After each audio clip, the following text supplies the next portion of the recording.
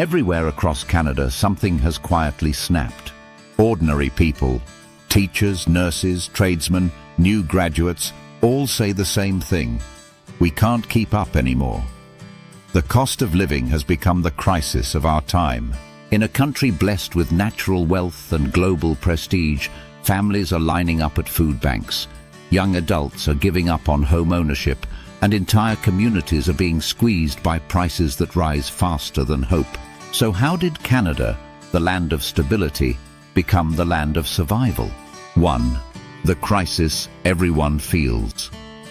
Across the nation, it's no longer just statistics on a spreadsheet, it's lived experience. From the oil sands of Alberta to the suburbs of Ontario, from downtown Vancouver to the frozen north of Nunavut, the same story echoes. People are struggling to afford the basics of life. Inflation might appear under control to economists, but Canadians feel otherwise. The 3.8% inflation rate hides the real pain. Food inflation above 7%, rent inflation above 12%, and transportation costs that never seem to fall. Gasoline is back above $0.90 a litre, and electricity bills are rising as utilities recover pandemic-era losses. A family of 4 in Toronto spends nearly $1,600 a month just to feed themselves.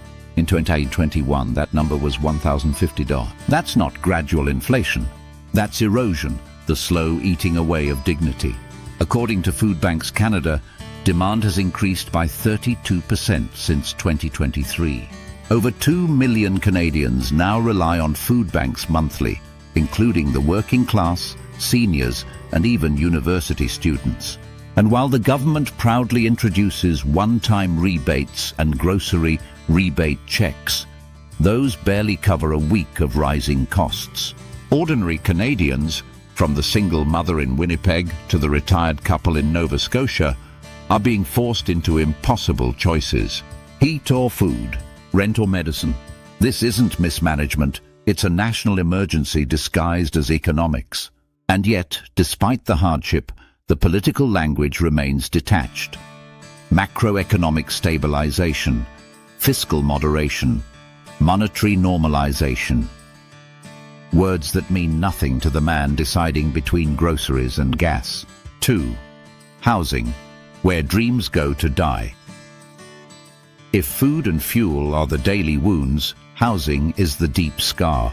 For generations, owning a home was the foundation of stability, a way to build equity, raise a family, and create generational wealth. Today, it's a luxury item. The average home price nationwide sits at about $730,000, but in Vancouver and Toronto, it soars to over $1.4 million. Even smaller markets like Halifax, Ottawa, and Kelowna have doubled in price within 5 years. A Canadian earning $60,000 annually, roughly the national average, would need 25 years to save for a standard down payment in major cities. Meanwhile, the average rent for a one-bedroom apartment in Vancouver exceeds $2,700. In Toronto, $2,650. And in Calgary, once affordable, it's now $2,000. Half of Canadians under 35 spend more than 50% of their income on housing, a threshold the CMHC defines as financially unsafe. But who owns these homes? Not just Canadians. Real estate speculation, both domestic and foreign, turned shelter into stock. Entire condo towers sit half-empty, owned by investors profiting from scarcity. Developers continue building luxury units, while affordable housing remains trapped in bureaucracy. In 2025, fewer than 7% of new builds fall into the affordable category. Homelessness has reached record highs. The City of Toronto reports more than 11,000 people in shelters nightly, with another 3,000 living in tents or cars. Tent cities have become part of the urban landscape, visible reminders that the system has failed. Home ownership was once the heart of the Canadian dream. Now it's the reason many have stopped dreaming at all. 3. Wages and the illusion of growth. Every election season, leaders boast that wages are up. But Canadians know that's not true. not in real terms.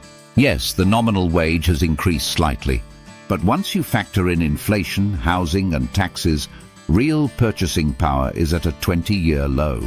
The average hourly wage sits around $30, or roughly $62,000 per year. That sounds good until you realize that basic annual living costs for one person in any major city, rent, food, transit, insurance and utilities, now exceed $70,000. Canadians are working harder, longer and smarter, but for less. The two-income household that once symbolized security now barely sustains survival. Parents work opposite shifts just to cover bills, and for single-income families it's almost impossible. Meanwhile, CEO pay continues to soar. The top 100 executives in Canada earn 243 times more than the median worker. Corporate profits remain at historic highs, even as layoffs hit the middle class. Young workers entering the job market are trapped in contract culture. Endless short-term contracts with no benefits or pension. Their parents had stability. They have subscriptions to anxiety. 4. The debt trap, the silent killer. Behind every struggling Canadian is a spreadsheet filled with debt. The average household owes $1.81 for every dollar earned. Credit card balances have hit $120 billion, the highest in history. Mortgages are the heaviest burden. Homeowners who bought during the 2020 pandemic-era boom are now paying the price, literally. When rates were 1.5%, they borrowed confidently. Now, as renewals hit at 5% or more, payments have skyrocketed by $1,000 to $1,500 monthly. People are refinancing homes not to renovate but to survive. Others are turning to payday loans, racking up double-digit interest that traps them permanently. And yet, while people drown in debt, Canada's banks post record profits, $60 billion combined in 2024 alone. Debt has become the invisible tax on ordinary people, a system that feeds itself through despair. 5. The human toll, mental health and exhaustion. This crisis isn't just economic, it's emotional. Behind closed doors, stress is taking a devastating toll. More than 56% of Canadians under 40 report financial anxiety every week. 1 in 3 says they've postponed medical appointments due to cost. The psychological exhaustion is spreading. People feel powerless, as if their country is working against them. Therapists report a wave of new clients, citing cost of living burnout. Couples fight over bills. Parents hide tears from children. Suicide prevention lines have seen record call volumes linked to financial distress. Even students, once the hopeful face of Canada's future, are crumbling. Debt, rent and tuition combine to create an unbearable load. Many skip meals or sleep in cars while holding down part-time jobs. The promise of education leading to opportunity has become the lie of the decade. 6. Immigration, supply and scarcity. Canada's population recently crossed 41 million people, driven largely by immigration, a proud part of national identity, but also a source of new tension. In just 2 years, 2.2 million newcomers have arrived, contributing talent, diversity and innovation. But without matching housing supply, healthcare access and infrastructure, the system is buckling. This is not an immigration issue, it's a planning failure. Newcomers face the same cost crisis, often worse: overcrowded apartments, job credential barriers and exploitation. Local Canadians, meanwhile, feel displaced in their own markets, not by people, but by policy. The federal government's population targets were ambitious but unrealistic, adding millions of residents without building the physical space to hold them. The result? A scarcity economy. Everyone competes for the same apartments, the same jobs, the same daycare spots. The cost of living crisis isn't one problem, it's a collision of 10. 7. The global factor, the world presses. In part of Canada's pain is global. The war in Ukraine disrupted grain and fuel markets. Global supply chain failures drove up manufacturing costs. The climate crisis caused agricultural losses, spiking food prices. But what makes Canada vulnerable is its lack of resilience. We import much of what we eat, wear and use. Corporations dominate industries, from telecom to food, limiting competition. When Loblaw or Metro raises prices, Canadians have no cheaper alternative. When the loonie weakens, imports skyrocket in cost. When energy prices surge, transportation and grocery costs rise instantly. We live in one of the world's wealthiest resource nations, yet pay first world prices for third world efficiency.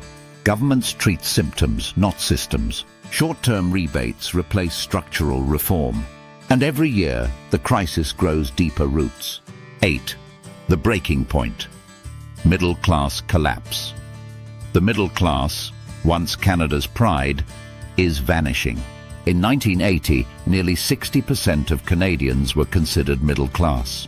In 2025, that number is below 40%. For the first time in modern history, more Canadians identify as financially struggling than financially stable. The middle is collapsing, and the gap between rich and poor is widening. Banks, landlords, and corporations have grown stronger, while citizens grow weaker. The top 10% of earners hold more than half of all wealth.